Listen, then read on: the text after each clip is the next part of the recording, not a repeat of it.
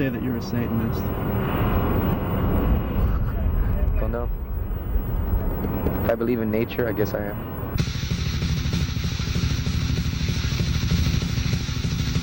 Hi everyone, this is Rob Halford, the painkiller from Judas Priest, and you're watching Tales from the Pit. Here's to something really interesting. You will notice that odorous is only what you would call half a man. Half endowed. I am not no part man, but yes, it is indeed true. The Charlotte, North Carolina Police Department stole my penis, but it is starting to grow back now. You like to touch that? Yeah? The scary thing You like this? The scary thing is that his penis is growing a new odorous. Yeah, so there'll be two of me running around really soon.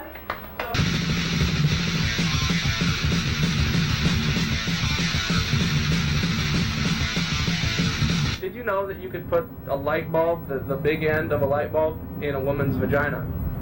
You can do that.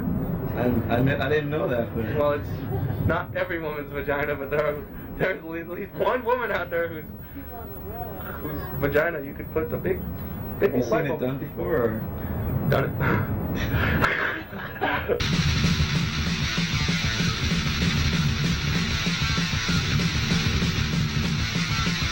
At every thrash show in the world. Hang on. Mosh, dude, you got some fucking kid. Hey, man, let's do some slamming, man. Fucking Testament, man.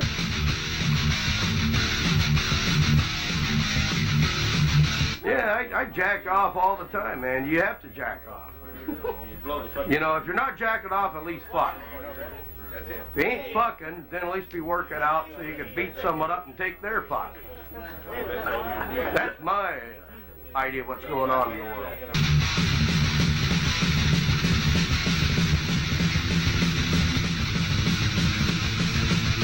There's several bands out there that have started off heavy and metal up your ass and all this bullshit. And now they're fucking doing Seeger songs, and I mean, what kind of fucking crap is that, man? Okay? I'm looking you right in the face now, okay? That's crap. Yeah. Wake the fuck up, knock the powder out of your nose, get the fucking plugs out of your ass, and fucking put out some real metal, okay? You guys have been fucking bought, paid for, and fucked in the ass, okay?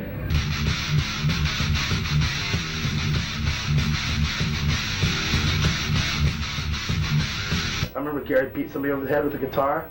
You guys split the guy's head open, and he went to the hospital. Came back and went, you know, after we saw him after the show, he's like, "Yeah, you remember me, man? You hit me in the head with the guitar, dude. You remember me, man? Fuck, dude. Sign my shirt." Or whatever. It's like, whoa, dude, your skull's open.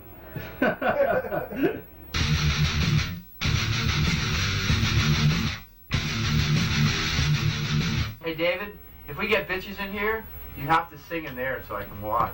I want to see the back of some girl's head going. I gotta get somebody sleazy to do that. Ooh. What? Right now, the vibe I got with the old lady is nobody looking. Oh, really? And I told her that the room was already sealed and everything. She's like, okay, but only if no one can see. We'll be sitting there in that little drum room with a video camera. I want an extra mic right by where she's slopping up the cock, you know, so you can hear all that.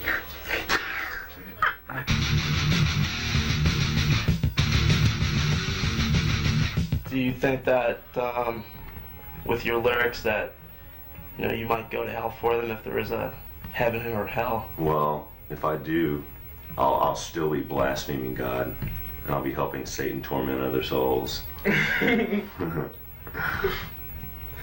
Well, yeah, I guess if there was a heaven and hell, I'd rather go to hell because heaven just seems kind of gay.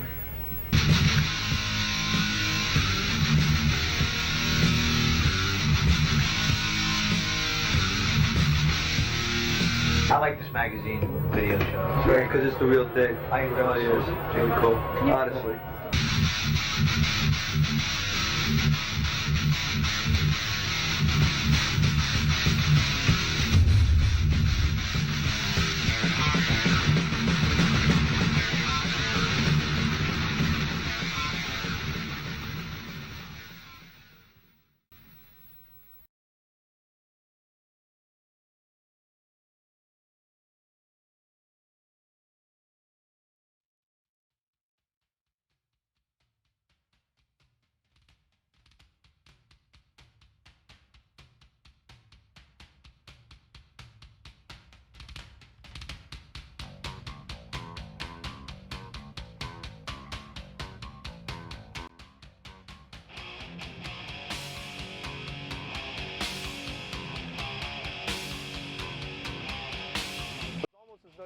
feel the energy from us and our attitudes, and the music was driving these two dudes to beat the shit out of each other.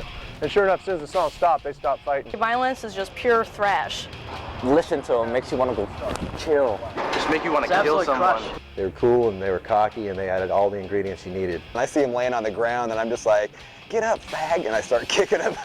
we were a dysfunctional family, man. We were disgruntled fucking punks, and that was just part of our fucking nature. You could probably survive like that for one tour. I'd say after that, someone will die.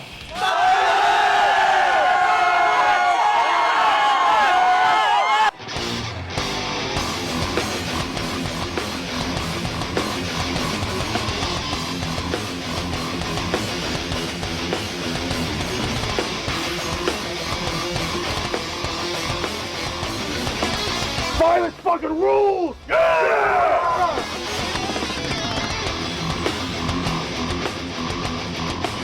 I mean, these guys were more of a gang.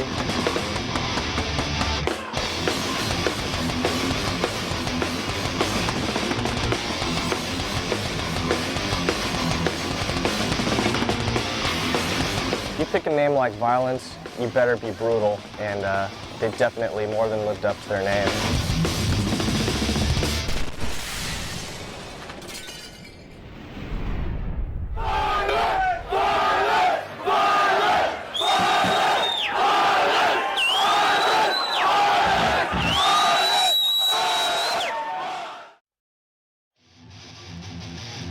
San Francisco, California. The city by the bay has always been known for its rich cultural foundations and famous landmarks. In the 1960s, San Francisco, considered the epicenter of the peace and love movement, was home to well-known performers such as the Grateful Dead, Santana, and Jefferson Airplane.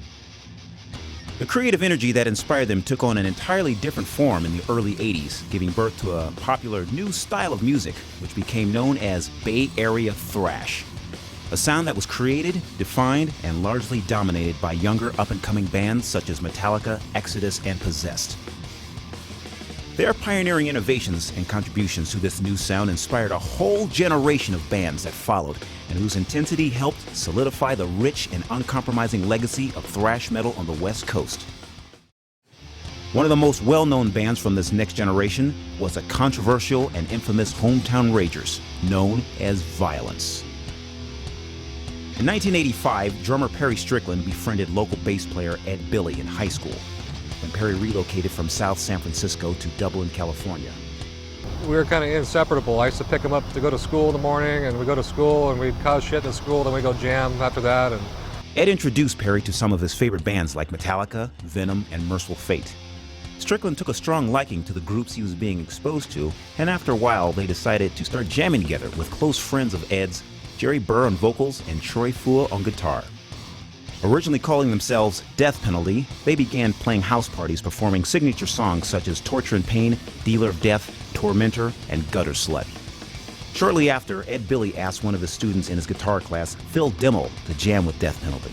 You know, there was a select few of metalheads at the high school. You know, I was one of the few guys, you know, I was a jock, so I was cool with the jocks.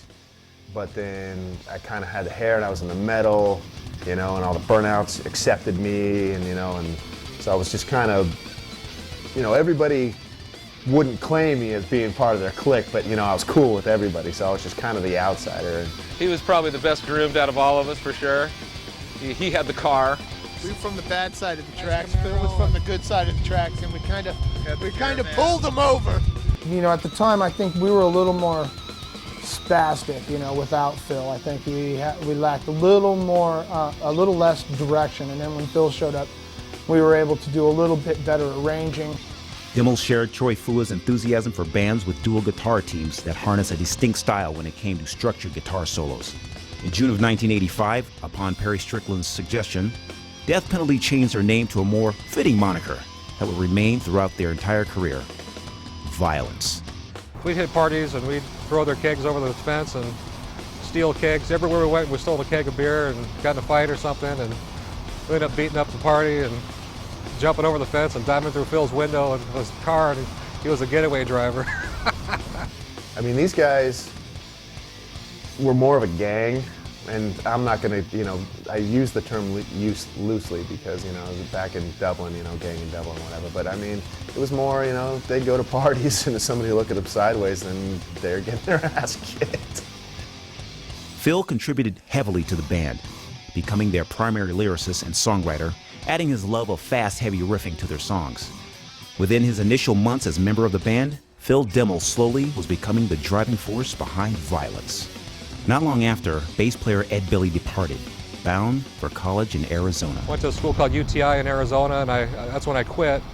And I think Dean Dell, that's when he came in. Dean we had known from Terminal Shock. I knew Troy from junior high school. I went to grade school with, or not grade school, but junior high school with Troy and Phil in Dublin. And ended up over at Troy's house one day, and those guys were practicing in Troy's living room. The coolest guy on the planet. He's always been the same. Crazy, you know, metal kid for sure. You know, Dean was metal. You know, with his black, you know, trench coat, and thought he was real cool. Came in all rock star style, and then left. Always had the vest on and the flannel, you know, and the cool rings, and always smoking dope. And we thought, wow, that guy's pretty cool, man. They're really not there. So, you know, Dean was cool. We loved Dean. So they didn't have a bass player. So I ended up actually kind of coming back the next week or something with my axe, and I think I just kind of, I don't even know if I got offered. I just kind of filled in, and that's what happened. A couple weeks later, we ended up playing a party out in the canyon.